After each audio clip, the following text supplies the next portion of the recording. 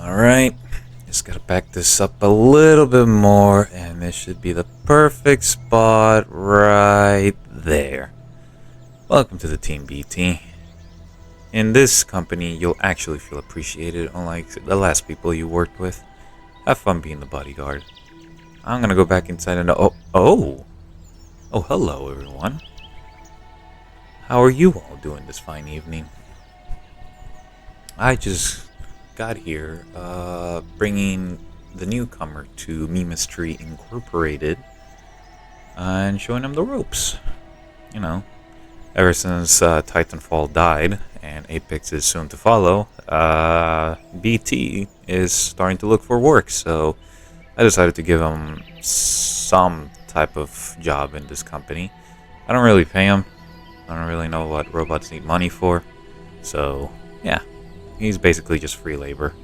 Anyways, let's get back inside.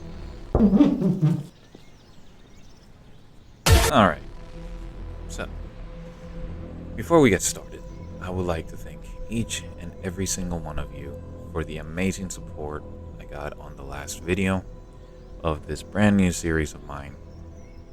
I can't thank you all enough. You have blessed me with blowing up this video, and I will be forever thankful for it. I hope that you guys keep supporting me, not only in this series, but in future projects coming this year.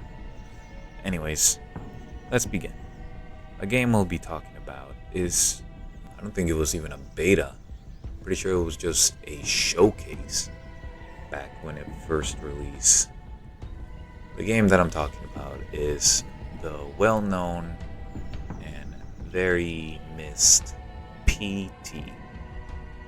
P.T. was a PlayStation exclusive showcase of what was supposed to be the next installment in the Silent Hill series, starring Norman Reedus from The Walking Mid. This video game project was spearheaded by the legendary Hideo Kojima, sorry if I butchered that name, and was supposed to be published by Konami. But as we will come to know throughout this video, things didn't really work out, and now all that's left of this project is a beta that is not even on the PlayStation Store anymore. So, without further ado, let's begin. Actually, quick disclaimer for this one. Since PT was delisted from all PlayStation stores, there are only very few PlayStations that have the PT beta in it because the original owners did not uninstall it back then. So because of that, the prices for these consoles are outrageous. Bad. It's just an ordinary crabby. Oh my goodness! So, because I am broke and in crippling debt, I will instead be will be borrowing the playthrough from local sussy wolf girl, justRaelia. I will be putting her links down in the bottom right so you guys can check her out, because she does do a lot more horror games. So if you guys would like to get more of that, please do check her out. She's very cool and very stinky. Let us begin in our journey of PT. PT, standing for Playable Teaser, was a collaboration effort between Hideo Kojima, which we all know and love from Metal Gear Solid, and movie filmmaker Guillermo del Toro, who I only really know him from Hellboy, Blade 2, and Pacific Rim, believe it or not, and published by Konami Digital Entertainment.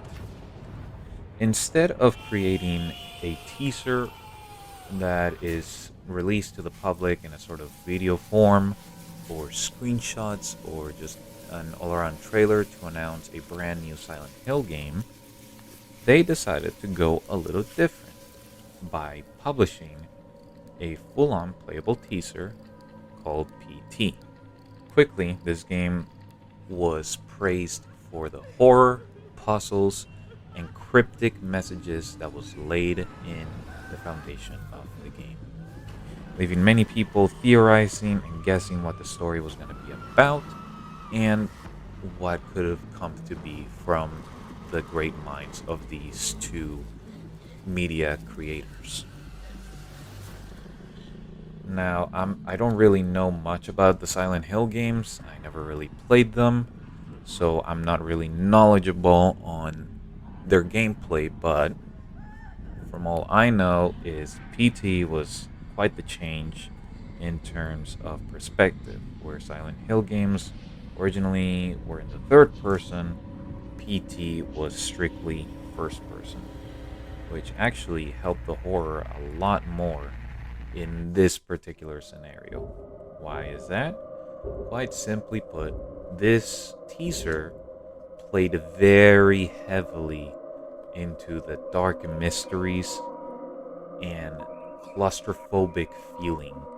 You are immediately thrown into this very small and cramped hall. And that's it. That's the entire level. However, Guillermo and Hideo have made this one tiny, very bland hallway into one of the most creepy and recognizable levels in video game horror history.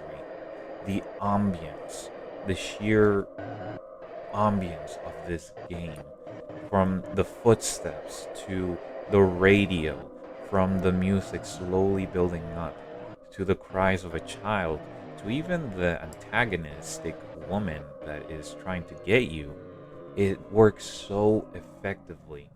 I can't really put it into words, but the tiniest sounds added up to your paranoia into this game.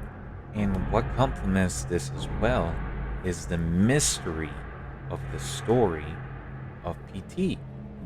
You hear this radio talking about a string of family murders committed by their husbands, which typically come around of the husband doing and saying random cryptic numbers, going absolutely insane, and shooting their pregnant wife and Gaming. their child. Can I say this in YouTube? I might censor this back in post, which ends off with the husbands killing Gaming. themselves, leaving police baffled and very quite clueless. Immediately, this gives you the idea, am I one of the husbands or am I one of the victims? Your head is already starting to guess possibilities of what this teaser could be relaying to you. But as you go along to more and more loops, things start getting more freaky. They start getting to you a lot more. The sheer crampedness of the hull makes you feel like you're suffocating in what could maybe be your own home or someone else's home. But no matter the fact, they took what was supposed to be a safe haven for basically everybody in this world and made it into a house of horrors that makes you triple guess what's behind you or what's even happening in front of you. Now, let's try and criticize it, I guess. I don't know, this is kind of nitpicky considering that this was a teaser, but it was very scripted. All the events were scripted, even the supposed death from the jump scare that you get.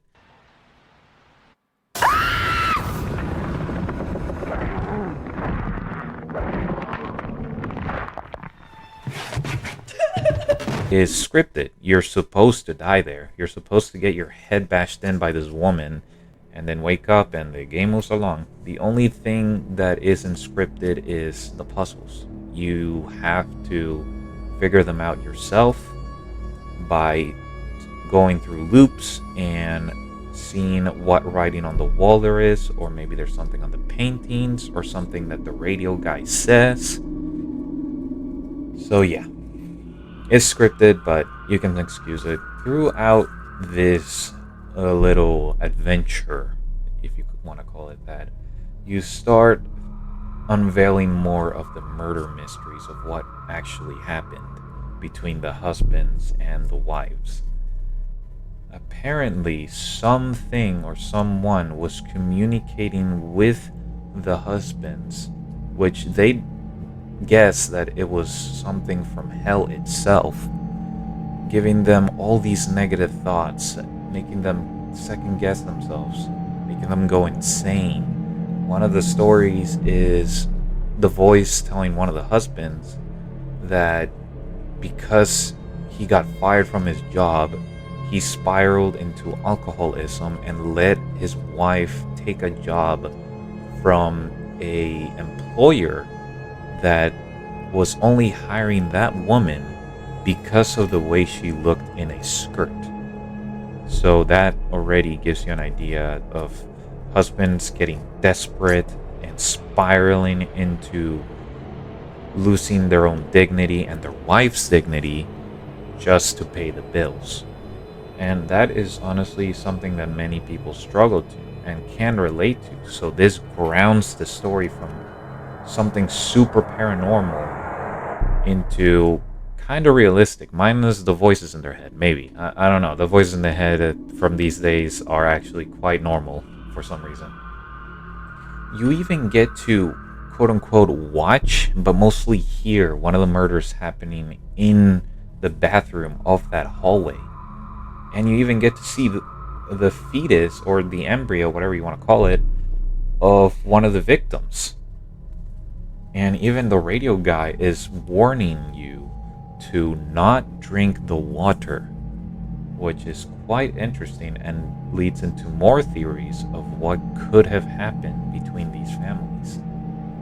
After you finish the final puzzle, the telephone tells the protagonist that he is chosen, and the front door finally opens, which reveals that the radio voice that you have been hearing is actually one of, or an amalgamation of, all the children that were murdered by their fathers, telling the protagonist that they are bringing their new toys, revealing Norman Reedus as the protagonist, and boom, the title being Silent Hills. And just like that, people erupted with hype. People loved this teaser, they wanted more, and they were excited for this brand new take on the Silent Hill franchise.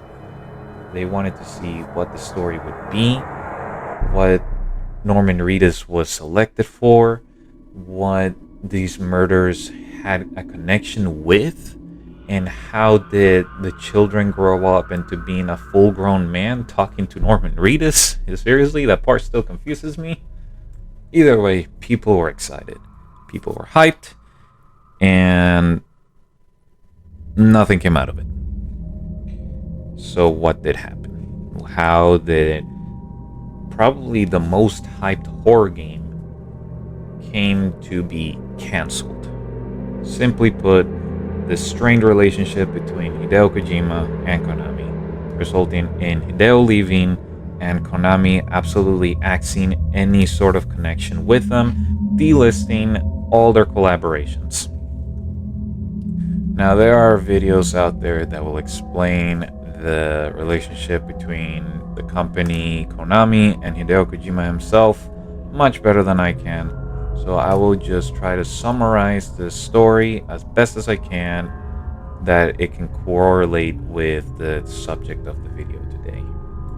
Basically, Konami wanted to shift their focus on the mobile gaming market due to the rising profits of that category back in 2007.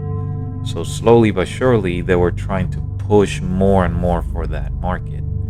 However, Hideo did not want to do that. He instead wanted to continue making artistic projects in video games and continue to push boundaries, testing the limits, see what he could make.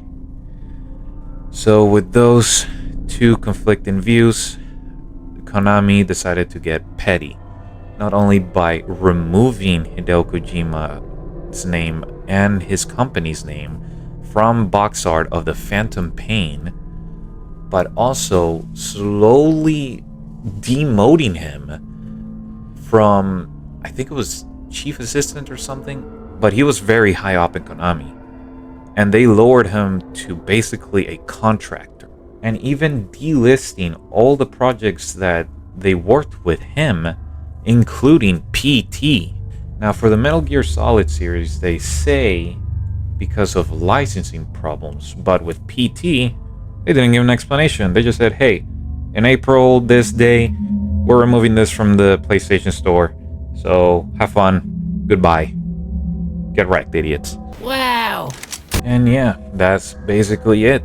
Konami got petty, and they wanted to shift their focus on mobile gaming, so they slowly pushed Hideo Kojima out of the picture, got people that were all for mobile gaming into places of power within Konami, putting a bunch of basically irrelevant mobile games that no one remembers.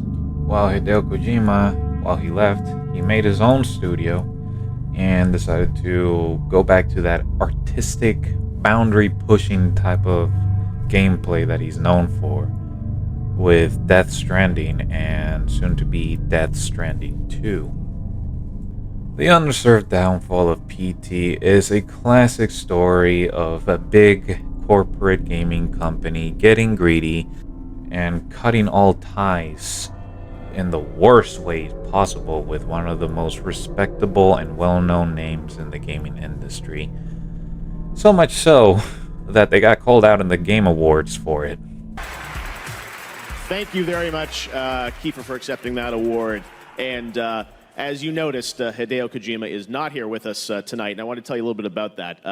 Mr. Kojima had every intention of being with us tonight, but unfortunately he was informed by a lawyer representing Konami just recently that he would not be allowed to travel to tonight's awards ceremony to accept any awards. Imagine getting called out in a public space like that. That must have been embarrassing. So yeah, the PT demo is still out there. They're in very few PlayStation consoles now, and because of that, the value and price has gone up to so much that I don't even think the price is worth it. So yeah, but if you really do want to experience the type of gameplay and style that PT brought, you can play in games that were inspired by PT, such as Haunted Bloodlines, and surprisingly enough, B-Side, which has a whole section that is an homage to PT. And the best part, they're fully fleshed out, and from what I can see, fun games that you can play and have a good time and get scared out of your mind. And I guess Konami have slowly started to realize their mistakes, because they're slowly getting back into the multi-platform console and PC gaming with the release of the Silent Hill 2 remake, and possibly many more games to come that are in that style, hopefully. And that is the end of the video. This was honestly a much quicker version, which makes sense. I mean, all I had to talk about was a teaser of a game that never came out, but the teaser itself got so popular that, you know, I think it deserves a spot in this series. So yeah, the future for the Undeserved Downfall of will have one more video game to talk about, and then I will be switching to talking about movies and TV shows that had an undeserved downfall. And from there, I will try to branch out a little bit more and see what sticks and what it doesn't. And don't worry, that doesn't mean I'm going to stop talking about games in this series. It just means that I'm just throwing a big fishing net, see what I can catch. Alright, so that'll be all for today. I hope you all have a blessed day and or night. Huge thanks to justRaelia for letting me borrow her footage for this, because I wasn't about to drop almost $1,000 for this. And I will see you all later. Goodbye. God bless.